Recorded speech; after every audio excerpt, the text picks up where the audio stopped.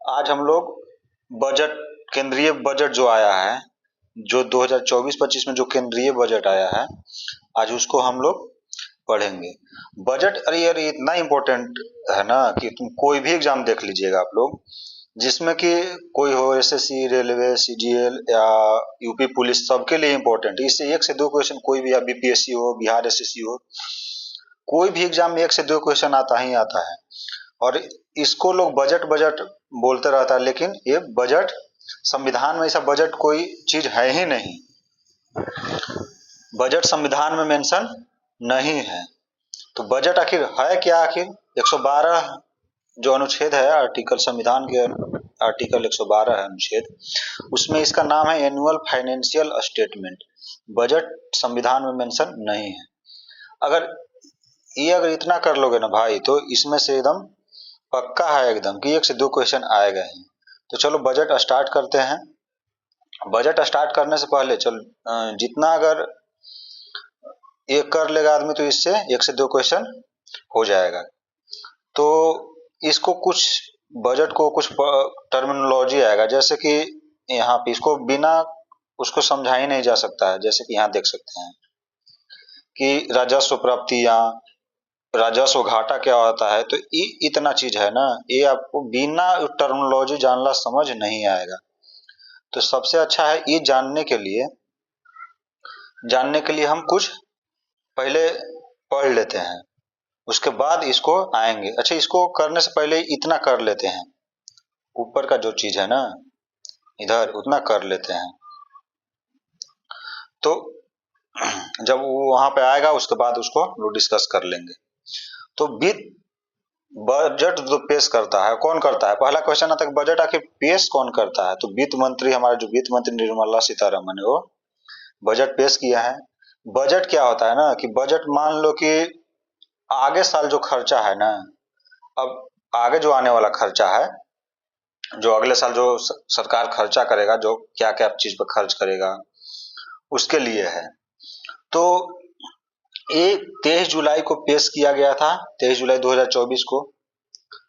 ये पहला क्वेश्चन बनता है कब किया गया था, तो डेट याद रखना है, 23 जुलाई 2024। अगला क्वेश्चन बनेगा कि कयवां केंद्रीय बजट था, तो ये था 7वां केंद्रीय बजट। लगातार अपना 7वां केंद्रीय बजट पेश किया। 7 बार वित्त मंत्री निर्मला सीतारमन ने बजट पेश किए थे, 7वां बार लगातार। मोदी का ये तीसरा कार्यकाल का बजट, लगातार 3 बार बीजेपी का गवर्नमेंट बना है। इसमें बेरोजगारों के मध्य, इसमें क्या क्या बात किया गया है? बेरोजगारों, मध्यम वर्ग, महिला और किसानों को ध्यान में रखते हुए 9 प्राथमिकताओं का ऐलान किया गया है। और देखो बजट, कुल बजट कितना है? कुल बजट जो है, बजट है 41.2 लाख करोड़ रुपए, 41.28 लाख करोड़ रुपए। इतना, बाप रे, बहुत पैसा होता है इतना। इसमें पिछला साल से 3.1 लाख करोड़ अधिक है। अगला क्वेश्चन पूछता है कि भारत का विकास दर, माने ग्रोथ रेट कितना रहेगा? हमेशा क्वेश्चन पूछ देता है कि ग्रोथ रेट कितना, तो 2024 में कितना रहेगा? तो 8.2%। ये बहुत अच्छा माना जाता है हालांकि। अगला, अब ग्रोथ रेट हो रहा है, इसका मतलब ये नहीं है, ग्रोथ रेट हो रहा है इसका मतलब ये नहीं है कि भारत में बेरोजगारी नहीं है, भूखमरी नहीं है, ऐसा भी जरूर नहीं है। क्योंकि इंडिया ग्रो कर रहा है इतना 8.2% रेट से। ऐसा नहीं है कि लोग के कोई भूख से नहीं मर रहा है, बेरोजगारी नहीं है, ऐसा भी नहीं। अगला क्वेश्चन, राजकोषीय घाटा। देखिए, ये जो राजकोषीय घाटा है ना, यही चीज आपको नहीं समझ में आएगी, ये क्या होता है? घरेलू उत्पाद का, सकल घरेलू उत्पाद, यानी कि जीडीपी का 4.9% रहने का अनुमान है। ये चलिए समझेंगे हम लोग, ऊपर जो ये चीज लाए हैं, देखिए यहाँ पे ये जो है ना, इसमें समझेंगे। इतना बस आप लोग अगर इतना खाली अगर लास्ट तक वीडियो को देखिएगा, इसको, इससे आपको एक क्वेश्चन नहीं छूटने वाला बजट से। अगर कोई भी क्वेश्चन, वो भी अगर कोई चीज क्या करता है ना, कोई रटता है, इतना लोग है जो कि इसको रट जाता है सिर्फ, तो रटने से काम नहीं होगा, इसको समझना पड़ेगा। रटने में तो हमेशा आदमी भुला ही जाता है, और बहुत लोग समझिए में ना आता है कि ये होता आखिर कौन चीज है। ये तो यहाँ पर देखते हैं आगे।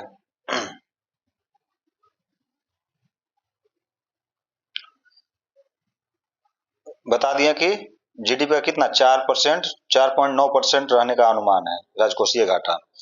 बजट में बिहार को 59,000 करोड़, पहला बार ऐसा हुआ जो कि इतना पैसा बिहार को मिल रहा है। आंध्र प्रदेश को हालांकि विशेष राज्य का दर्जा देना चाहिए लेकिन दिया नहीं गया है, तो कोई दिक्कत नहीं है, और भी फिर जो राज्य है वो भी मांग करने लगेगा। और आंध्र प्रदेश को 15,000 करोड़ रुपए दिया गया है। बजट में 5 राज्य को विशेष, बिहार, झारखंड, पश्चिम बंगाल, उड़ीसा और आंध्र प्रदेश के विकास के लिए पूर्वोदय योजना का पूछ देगा कि पूर्वोदय योजना क्या है, कौन कौन से इसमें राज्य शामिल है। तो बताना है कि बिहार है, 5 को झारखंड है, पश्चिम बंगाल है, उड़ीसा और आंध्र प्रदेश है। बजट का थीम पूछता है, बजट का थीम क्या है? विकसित भारत के लक्ष्य को प्राप्त करने के लिए रोड मैप, विकसित भारत। बजट को 4 वर्गों, 4 जातियों पर ध्यान दिया है। जाति कहने का अर्थ है कि 4 वर्ग में, गरीब के लिए, युवा के लिए, महिला के लिए और अन्नदाता के लिए। अब जो 9 गो प्राथमिकता देवल गेल है वो कौन कौन है? 9 प्राथमिकता। कृषि में उत्पादकता और लचीलापन, रोजगार और कौशल प्रशिक्षण, समावेशी मानव संसाधन विकास और सामाजिक न्याय, सोशल जस्टिस की बात किया गया है। विनिर्माण और सेवाएं, मैन्युफैक्चरिंग और सर्विस सेक्टर को ध्यान में रखा गया है। शहरी विकास, ग्रामीण की बात नहीं किया गया, शहरी के विकास, लगता है कि सारा ग्रामीण विकास हो गया है जैसे। ऊर्जा सुरक्षा, एनर्जी बात किया गया। आधारभूत संरचना और नवाचार, अनुसंधान एवं विकास, अगली पीढ़ी में सुधार। अब 9 गो प्राथमिकताएं था, तो इतना चीज पर ध्यान दिया गया है। अब अगला, ये चीज समझने से पहले ना हम दावा के साथ कह सकते हैं कि इसमें जो 90% लोग होगा ना, गारंटी के साथ कहते हैं 90% लोग को ये चीज नहीं समझ में आया। प्रभावी पूंजीगत व्यय क्या है, कुल राजस्व घाटा क्या है, प्रभावी राजस्व घाटा क्या है, राजकोषीय घाटा क्या है, प्राथमिक घाटा, ये हम दावे के साथ करें। अगर बस ये वीडियो में 15 मिनट तक बने रहिए, 15 मिनट में सारा ये चीज समझ में आने लगेगा। जो ऊपर का जो स्लाइड था ना उसमें, अब चलिए समझते हैं एक चीज, बजट समझने के लिए वो चीज समझते हैं।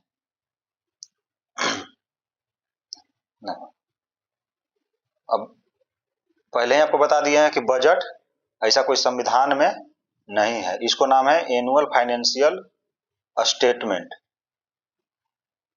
इसका नाम है annual financial statement, annual financial statement, यानी कि वार्षिक वित्तीय विवरण इसका नाम है। तो बजट को देखो पहले 2 भाग में बांटेंगे, बजट को 2 भाग में। एक है रिवेन्यू बजट, जो डेली रूटीन में, जैसे डेली का खर्चा हम लोग कैसे करते हैं साग सब्जी लेने के लिए, उसी तरह से 1 साल से कम के लिए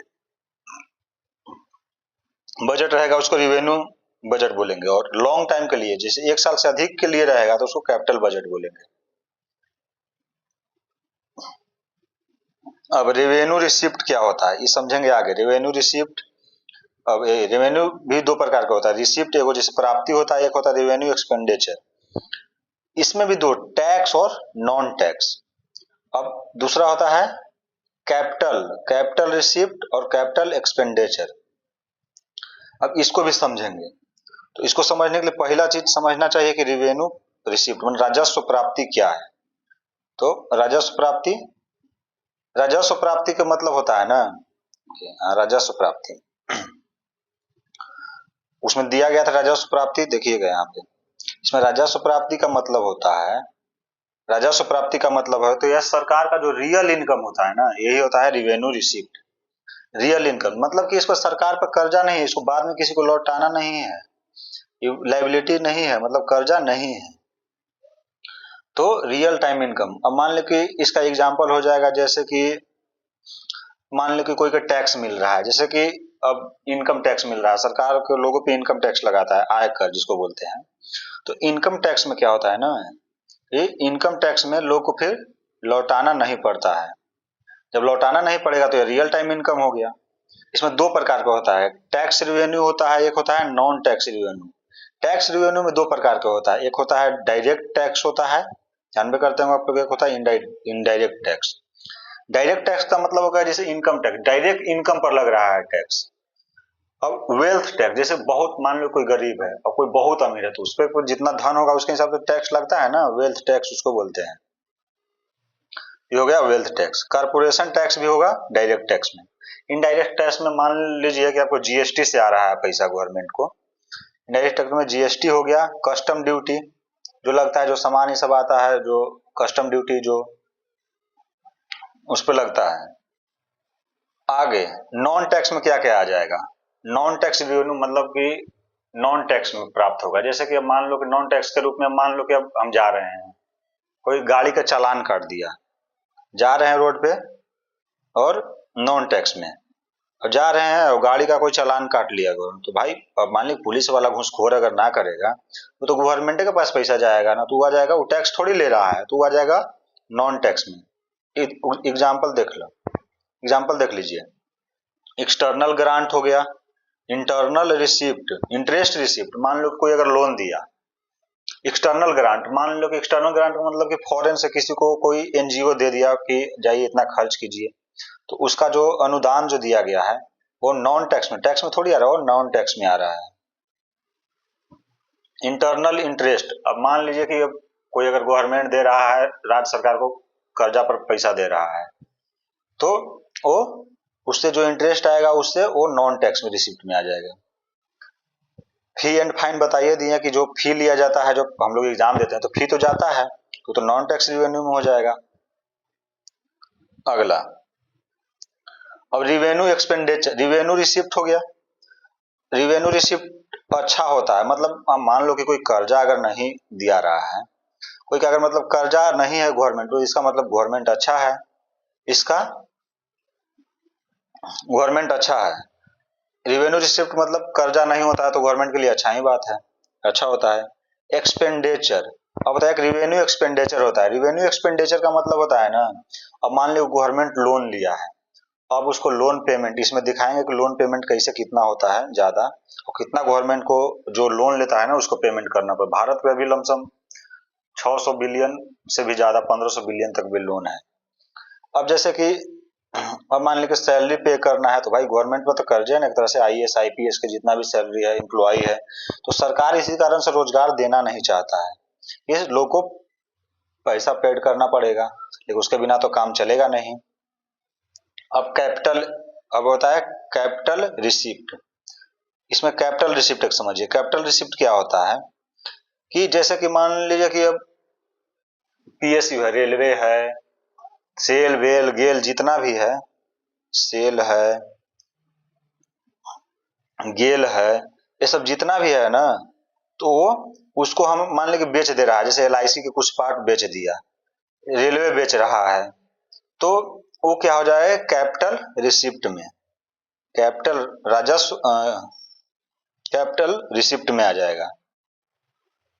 अब इसमें कैपिटल में पूंजीगत प्राप्ति में आ जाएगा। इसमें जिसे अब मान लो उधार लिया है, उधार लिया है तो वो भी आ जाएगा कैपिटल रिसिप्ट में। प्रोविडेंट फंड में जो पैसा है, जो ईपीएफओ को जो प्रोविडेंट फंड में जो पैसा होता है, वो चीज भी आ जाएगा कैपिटल रिसिप्ट, कैपिटल रिसिप्ट में आ जाएगा।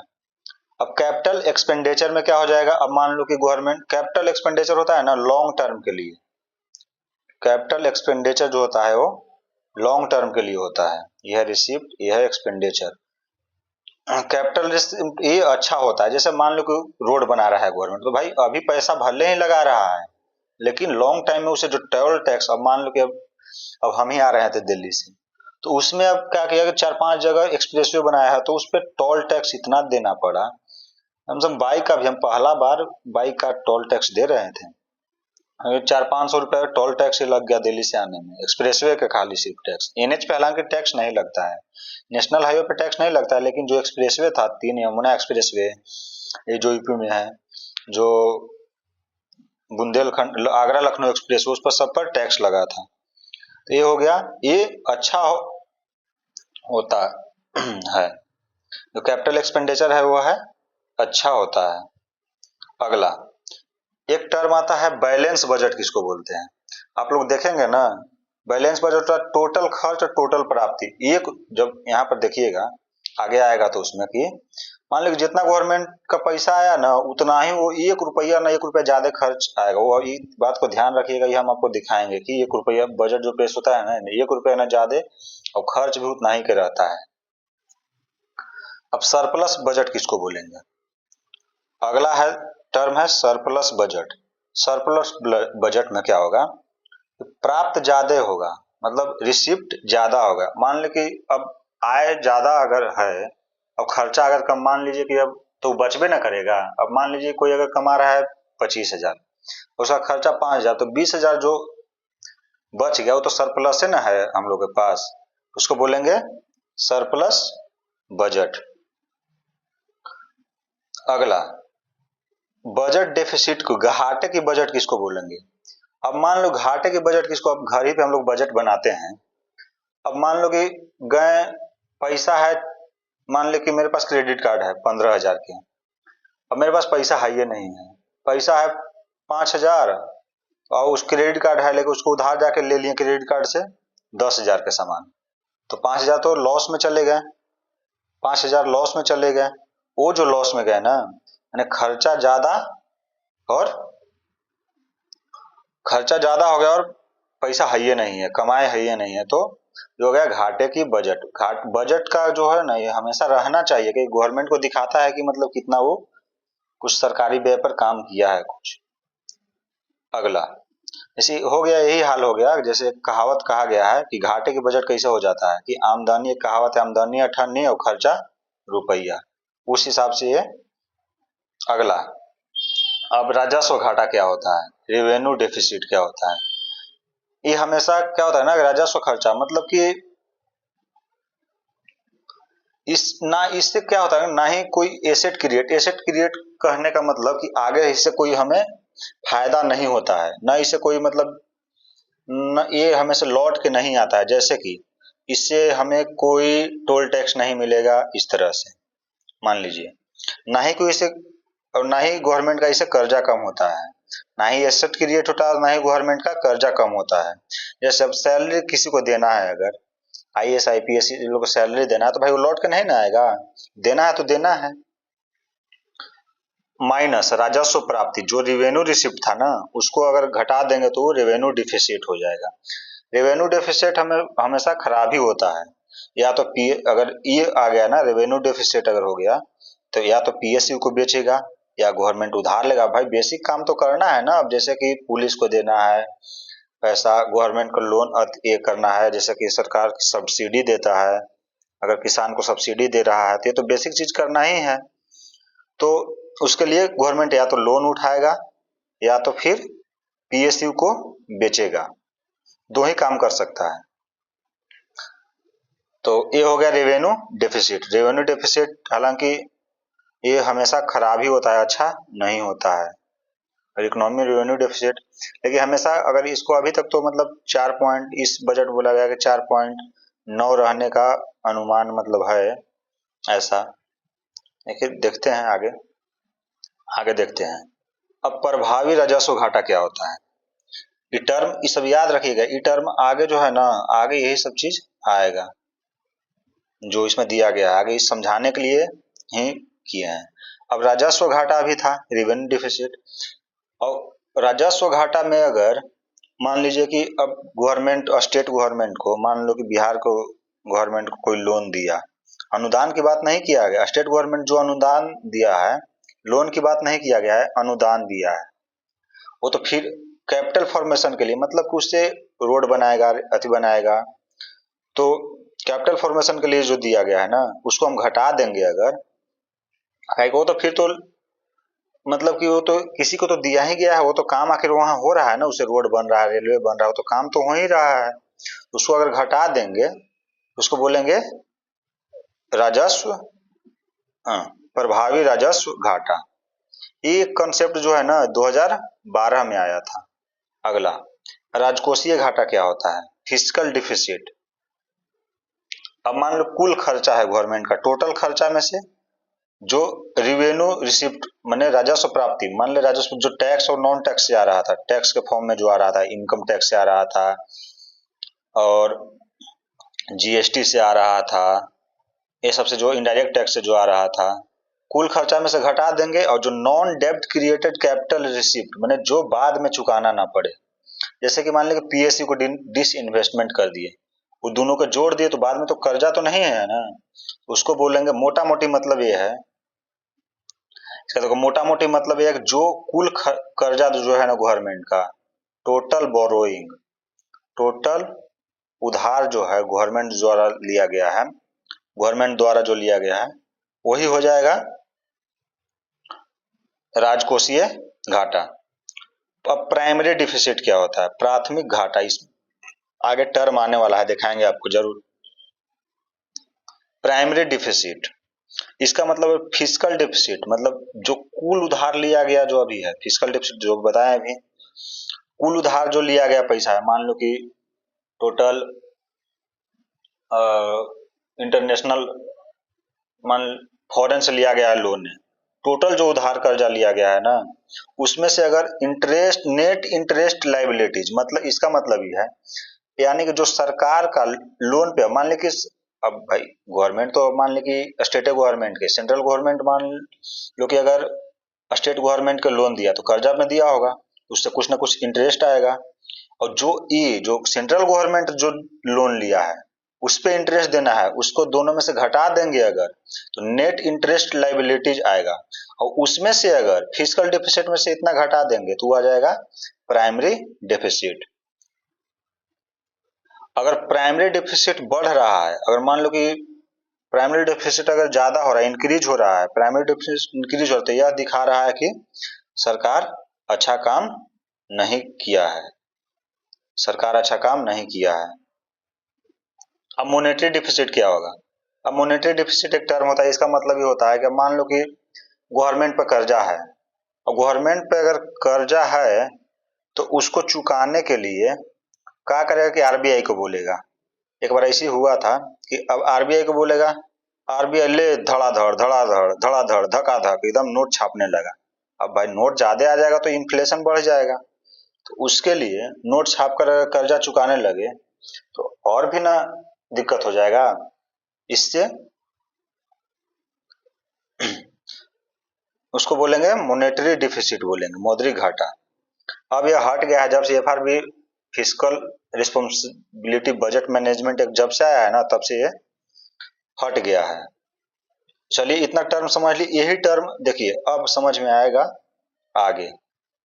अब समझ लिए क्या होता है, क्या चीज समझ गए, रेवेन्यू रिसिप्ट समझ लिए, रेवेन्यू एक्सपेंडिचर समझ लिए, टैक्स नॉन टैक्स समझ लिए, कैपिटल रिसिप्ट में समझ लिए कि पीएसयू का डीसी इन्वेस्टमेंट ये सब, और कैपिटल एक्सपेंडिचर जैसे रोड रेलवे स्कूल ये सब बनाता है गवर्नमेंट, तो इसको कैपिटल एक्सपेंडिचर में बोले, पूंजीगत खर्च इसको बोलेंगे।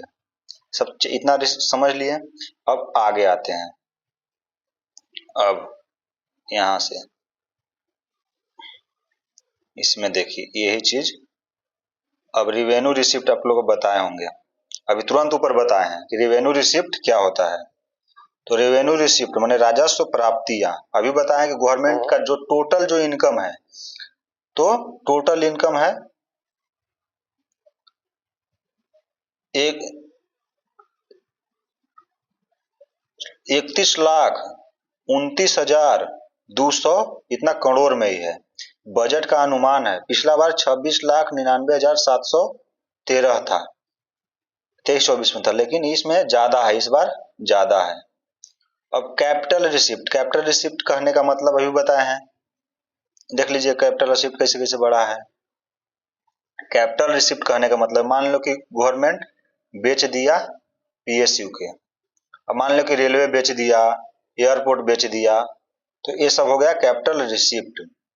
तो इसमें कुल टोटल कुल प्राप्ति कितना हो जाएगा, ये दोनों को जोड़ देंगे, तो ये देखिएगा 48 जो 48,20,512 इतना है, ये क्या हो गया कुल प्राप्ति, मतलब दोनों जोड़ दिया, जो गवर्नमेंट के पास जो पैसा आया और जो जो खर्चा हुआ, सॉरी जो डिस इन्वेस्टमेंट से यानी कि पूंजीगत प्राप्तियां हुआ, जैसे सौर ऊर्जा बेच दिया, ट्रेन बेच दिया, इससे हो गया कुल प्राप्ति आ गया।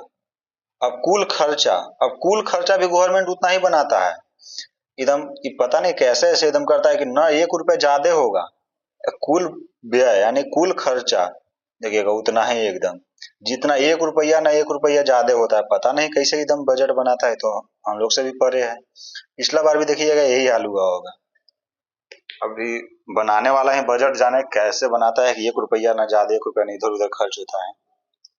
अब देखिए, अब एक टर्म समझाए थे राजस्व घाटा, अभी रेवेन्यू डिफिसिट बताए थे। रेवेन्यू डिफिसिट कितना था? टोटल खर्चा और में से टोटल प्राप्ति में से घटा देंगे तो आ जाएगा इतना, ये हो गया राजस्व घाटा। अब इफेक्टिव रेवेन्यू डेफिसिट, अभी ऊपर समझा दिए आप लोग, ये कितना है? 1,89,423। जो अगर नहीं समझ में आया ना, ऊपर जाके देख लीजिएगा जो समझाए हैं। अब राजकोषीय घाटा, राजकोषीय घाटा का मतलब होता है कि जो टोटल गवर्नमेंट उधार लिया गया है, टोटल गवर्नमेंट द्वारा जो उधार लिया गया है उसको बोलेंगे राजकोषीय घाटा। अगला प्राइमरी डेफिसिट, अभी बताए हैं कि राजकोषीय घाटा में से अगर ई घटा देंगे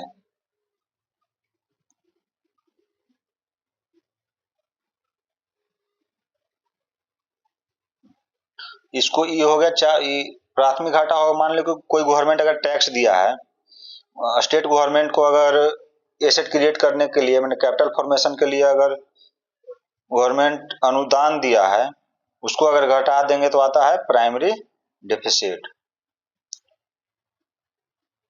आगे आगे इसको दिखाते हैं कितना परसेंट है। अब केंद्रीय राजस्व व्यय, देखिए कहाँ कहाँ से गवर्नमेंट को पैसा आता है और कहाँ पैसा जाता है, उसका देखिए। पैसा कहाँ कहाँ से आता है, रुपया कहाँ कहाँ से आता है। उधार देता है 27, पैसा नहीं है, परसेंट में है, ये है परसेंट में, इसको पैसा पैसा लिख दिया, इसको है परसेंट में। उधार और अन्य देता है से 27%। कॉर्पोरेट टैक्स से, जैसे मान लीजिए कोई को लोन दिया है तो उससे जो पैसा आएगा वो हो जाएगा 27%। अब मान लीजिए किसी को लोन दिया है तो उससे तो कुछ तो ब्याज हुआ जाएगा ना भाई, तो उससे हो गया 27%। कॉर्पोरेट टैक्स, निगम कर में 17%। इनकम टैक्स देखिए कितना ज्यादा है, 19% इनकम टैक्स। सीमा शुल्क कस्टम ड्यूटी 4%। केंद्रीय उत्पाद शुल्क 5%। जीएसटी देखिए, जीएसटी 18%। कर भिन्न प्राप्तियां अलग अलग 9%। ऋण भिन्न पूंजी प्राप्तियां 1 पैसा। टोटल जोड़िएगा ना इतना, टोटल आ जाएगा, पैसे नहीं है परसेंट है, इसको आया टोटल तो 100 आएगा। और खर्च भी उतना ही आएगा, टोटल 100 भी इतना करिए देता है एकदम पूरा उड़ा के कैसे न कैसे। अब पैसा कहाँ जाता है, जो अगर मान लो गवर्नमेंट के पास पैसा कहाँ आता है और कहाँ जाता है, तो केंद्रीय योजनाएं जो भी चल रहा है, सोलर रूफटॉप योजना, प्रधानमंत्री जन धन योजना, प्लान डेकान जो भी था, अभी गरीबन कल्याण योजना, तो योजना के केंद्रीय क्षेत्र में योजनाएं 16%, ये 8% था, ये 16%। देखिए सबसे ज्यादा इसको जो अभी बताया था आपको, सबसे ज्यादा जो इसका लोन है ना, जो बाहर से लिया है या तो वर्ल्ड बैंक से लिया होगा, तो फॉरेन कंट्रीज 19%, सबसे ज्यादा। ये अच्छा नहीं है। रक्षा के क्षेत्र में खर्चा जाता है 8%। आर्थिक सहायता 6%। वित्त आयोग और अन्य अंतरण 9%। टैक्स और शुल्क में राज्यों का हिस्सा, राज्यों को भी देंगे। मान लो कि जीएसटी लगता है तो स्टेट गवर्नमेंट और दोनों के लगता है, सेंट्रल गवर्नमेंट दोनों, तो स्टेट का भी आधा पैसा जाता है, राज्य के 21%। पेंशन दिया जाता है, जो भी बाद में आता है तो उसको पेंशन जो हटा दिया वही मांग कर रहा है आदमी। अन्य व्यय 9%, ये हो गया। अब देखिए कितना किसके लिए पैसा आवंटित हुआ है, जो 41.28 लाख करोड़ जो है ना, ये जो है कितना कितना कौन सा अति को कितना पैसा मिला है। देखिए सबसे ज्यादा मिला है पैसा, अभी बताएं आपको, डिफेंस के लिए, सॉरी यहाँ देखिए ब्याज कितना जाता है, 11,62,940। 1,16,29,040। इसमें देखिए परिवहन में 5,44,128। अगला इंपोर्टेंट सब्सिडी रक्षा में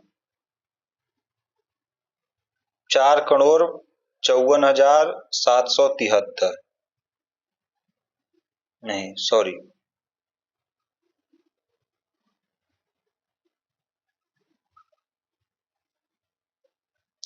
इसको पढ़ लीजिएगा, ठीक है। कौन, अब आगे देखते हैं। देखिए कितना कितना किसके लिए आवंटन किया गया है, इसको थोड़ा ध्यान से पढ़ लीजिएगा कितना कितना है। इसको आप लोग अंडरलाइन करके रोक के वीडियो पॉज करके एक बार सब पढ़ लीजिए, कितना कितना कितना पैसा, वीडियो लॉन्ग हो जाएगा, आप लोग इसको पढ़ लीजिए कितना कितना पर खर्च हुआ। स्वास्थ्य पर देखिए 89,287, ऊर्जा पे 68,769। आगे अब प्रमुख योजनाओं के लिए धन का आवंटन, कौन कौन योजना जो है उसका कितना कितना पैसा दिया गया है। अब देखिए मनरेगा के लिए, मनरेगा जो 86,000 करोड़, जानबे करते हैं मनरेगा क्या होता है, जो 100 दिन का रोजगार गारंटी देता है, और उसके लिए है। सौर ऊर्जा ग्रिड के लिए 10,000 करोड़। अनुसंधान और विकास परियोजनाएं 1,200 करोड़, बहुत ही कम, बताइए। यही चलते इंडिया आज इतना पीछे और अलग देश इतना आगे है। सेमीकंडक्टर और विकास और डिस्प्ले विनिर्माण 6903 करोड़। नाभिकीय ऊर्जा परियोजनाएं 2228 करोड़। औषधि उद्योग के लिए पीएलआई 2143 करोड़। प्रत्यक्ष लाभ अंतरण एलपीजी 1500 करोड़। आईडीए स्कीम के अधीन क्रेडिट लाइन 3849 करोड़। नेक्स्ट, अब देखिए, अब इसमें कितना कितना अभी बताया था आपको, ये सब टर्म याद कैसे क्या होता है। राजकोषीय घाटा मतलब टोटल कितना गवर्नमेंट का उधारी, कितना है गवर्नमेंट का, 16.3 लाख, 1.3 लाख करोड़, इतना जीडीपी का 4.9%, इतना राजकोषीय घाटा। रिवेन्यू डेफिसिट मतलब आमदनी अठनी खर्चा रुपया वाला हाल है ये रेवेन्यू डेफिसिट। ऊपर देख लीजिएगा इसका जो बताए हैं टर्मिनोलॉजी, उसका एक बार पीछे जाकर 5.8 लाख करोड़, जीडीपी का 1.8%। प्राइमरी डेफिसिट जो बताए थे 4.5 लाख करोड़, ये अच्छा नहीं होता है गवर्नमेंट के लिए। प्रभावी राजस्व घाटा 1.89 लाख करोड़, जीडीपी का 0.6%। अगला, अब इसमें देखिए क्या क्या जो इंपॉर्टेंट फैक्ट है ना वो है।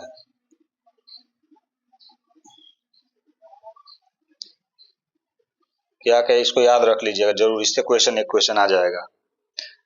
एक 10,000 आवश्यकता, 10 पहला 10,000 आवश्यकता आधारित जैव इनपुट केंद्र स्थापित किए जाएंगे। फिर ये देखिए ईपीएफओ में पंजीकृत पहली बार नौकरी करने वाले कर्मचारियों को 15,000 रुपए तक एक माह का वेतन 3 किस्तों में प्रदान किया जाएगा। अगला, 5 वर्ष की अवधि में 20 लाख युवाओं को कुशल बनाया जाएगा। ऐसा तो खाली लगता है कि तुम्हारी फाइलों में गांव का मौसम गुलाबी है, आंकड़े झूठे हैं, बातें किताबी हाल हो जाता है। उसी हिसाब से 1,000 औद्योगिक प्रशिक्षण संस्थानों में हब में उन्नत किया जाएगा। पता नहीं कहाँ पैसा जाता है, सब पता चलता है। अब आगे 5 वर्षों में 1 करोड़ युवाओं को 500 शीर्ष कंपनियों में इंटर्नशिप का मौका। पता नहीं कौन कौन आदमी जाएगा, ऐसा खाली दिखाया जाता है, होता तो नहीं हमको लगता है। आगे घरेलू संस्थानों में उच्च शिक्षा के लिए 10 लाख रुपए तक के ऋण का ब्याज 3% का छूट। आगे प्रधानमंत्री जनजातीय उन्नत ग्राम अभियान, इसको पूछ सकता है। 63,000 गांवों को कवर, ये इंपॉर्टेंट है, करते हुए जनजातीय समुदाय को सामाजिक आर्थिक में सुधार लाया जाएगा। अगला, पूर्वोत्तर क्षेत्र में इंडिया पोस्ट पेमेंट बैंक माने डाकघर 100 से अधिक शाखाएं स्थापित की जाएगी। मुद्रा ऋण, micro finance, micro unit development refinance agency, MSME में बढ़ावा देने के लिए तरुण श्रेणी के अंतर्गत 10 लाख से बढ़ाकर 20 लाख रुपए तक कर दिया गया है। पीएम आवास योजना 10 लाख करोड़ रुपए के निवेश से 1 करोड़ शहरी मध्यम वर्गीय परिवारों को समस्या हल होगी। अब ग्रामीण पर ध्यान नहीं, अब शहर के लोगों के लिए ध्यान है। अगला नेक्स्ट, ग्रामीण और शहरी क्षेत्रों में 3 करोड़ के अतिरिक्त घर बनाए जाएंगे। प्रधानमंत्री गरीब कल्याण अन्न योजना। हाय देश का दुर्भाग्य, 5 साल के लिए बढ़ाने का फैसला कर लिया है। क्या जरूरी था 5 साल मतलब करना? 80 करोड़ अभी लग रहा है कि बेरोजगार जी रहा है, गरीब है आदमी। Advance ultra super critical technology की मदद से एनटीपीसी और बीएचईएल के बीच में संयुक्त उद्यम द्वारा 800 मेगावाट का व्यावसायिक थर्मल प्लांट स्थापित किया जाएगा। पीएम सूर्य घर मुफ्त बिजली योजना के तहत 1 करोड़ परिवारों को हर महीने 300 यूनिट तक बिजली मुफ्त मिलेगी। ये थोड़ा सही काम है, पीएम सूर्य घर, क्योंकि इससे प्रदूषण ही सब भी नहीं होगा। अगला, बुनियादी ढांचों के लिए 11,11,111 करोड़ रुपए का इंफ्रास्ट्रक्चर मन रोड रेलवे से बनाने के लिए प्रावधान किया गया है। राज्यों को 1.5 लाख करोड़ का ब्याज मुक्त कर्ज का आवंटित किया जाएगा। इनमें राज्य को 1.5 लाख करोड़ इस पर कर्जा नहीं लगेगा, ब्याज नहीं लगेगा। अब जो नया टैक्स लगाया है वो देखिए, 0 से 3 लाख रुपए में कोई टैक्स नहीं लगेगा। 3 से 7 लाख रुपए अगर इनकम होगा आपका तो 5%, 7 से 10 लाख पे 10%, 10 से 12 पे 15%, 12 से 15 पे 20%, 15 लाख से अधिक पे 30% आपको टैक्स देना है। आगे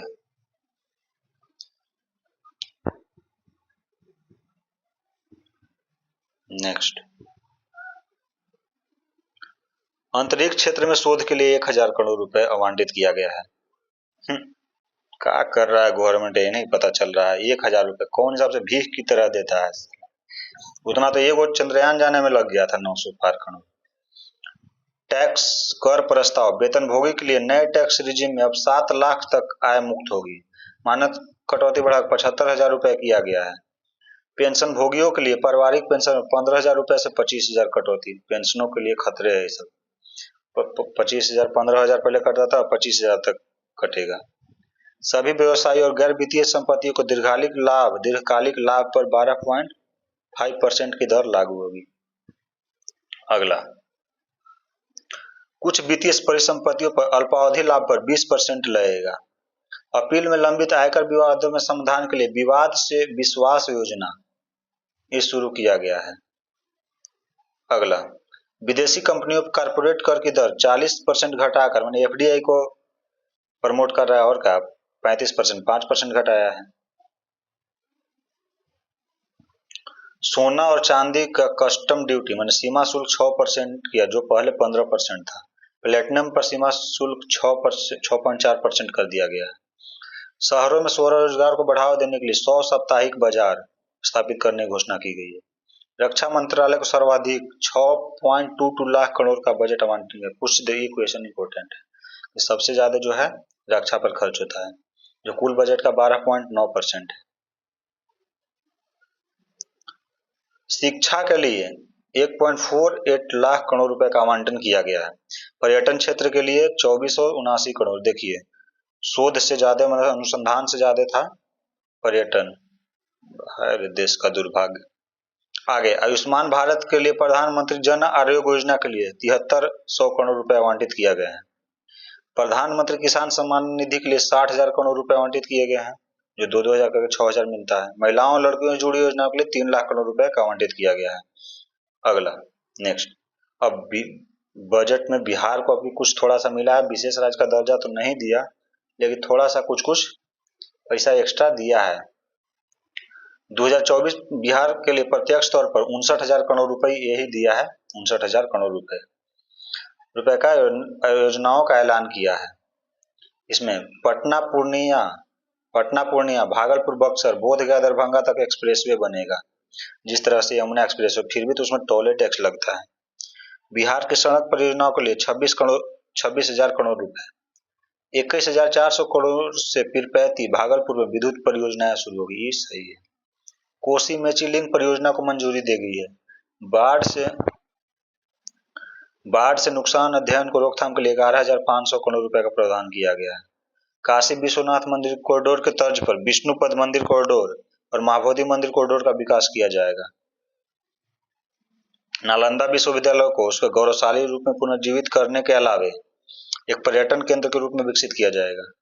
राजगीर के हिंदू, जैन, बौद्ध तथा तीर्थ स्थलों को वैश्विक पर्यटन मानचित्र पर लाया जाएगा। बिहार में 10 गो नए एयरपोर्ट बनेगा, ये बढ़िया काम हो रहा है। बिहार में कम से कम 2 मेडिकल कॉलेज मिल सके, ये भी सही। तो यहीं पर इतना अगर देख लीजिएगा तो आपको 1 से 2 क्वेश्चन एग्जाम में आने का संभावना है। अगर ये जो टर्म, ये टर्म इंपॉर्टेंट है, यहाँ पे देखिए ये टर्म, इतना टर्म जो आपको बताए हैं, ये ऊपर का जो एक बार फिर से 2 बार देख लीजिएगा, आपको पूरा समझ में आ जाएगा कि पूंजी प्राप्ति क्या होती है, प्रभावी पूंजीगत व्यय क्या होता है, राजस्व घाटा, प्रभावी राजस्व घाटा, राजकोषीय घाटा, प्राथमिक घाटा क्या होता है, ये सब आप देख लीजिएगा। ऊपर जो दिया गया है ये देखिए, ये सब ये आप देख लीजिएगा, आपको सारा चीज आप लोग अभी तक रट रहे होंगे, लेकिन ये देखने के बाद आपको समझ में आ जाएगा। एक बार देखो नोट्स इसको बनाइएगा, नहीं तो शॉर्ट ऐसे बना लीजिएगा जितना है उतना, क्योंकि आगे आपको कोई भी एग्जाम दीजिएगा उसमें इस समझने के लिए बजट आता है तो पते नहीं आधा को चलता है ना, आखिर है क्या ये राजस्व घाटा, और सिर्फ ऐसे ही रटा मार लेता है आदमी। बहुत लोग कंपटीशन जो तैयारी करता है रेलवे, एसएससी, जेल, सबको, तो उसमें सबको रटा ही मार लेता है। एग्जाम में 2 ही तरह से आदमी इसको निकालता है, या तो रट्टा मार के टोटल रट जाता है, या इसको समझे हुए हमेशा समझना ही ज्यादा सही रहता है। चलिए ठीक है, इतना ही, वीडियो को समाप्त करते हैं। अगर वीडियो अगर अच्छा लगे तो लाइक कर दीजिएगा, अगर नहीं भी कीजिएगा तो कोई दिक्कत वाला बात है नहीं, इसमें आपको कुछ जाता नहीं है। और यूट्यूब चैनल को अगर पहला बार है तो अगर हिंदी में शुद्ध समझना है तो इस चैनल को सब्सक्राइब कर लीजिए, एकदम आसान भाषा में जो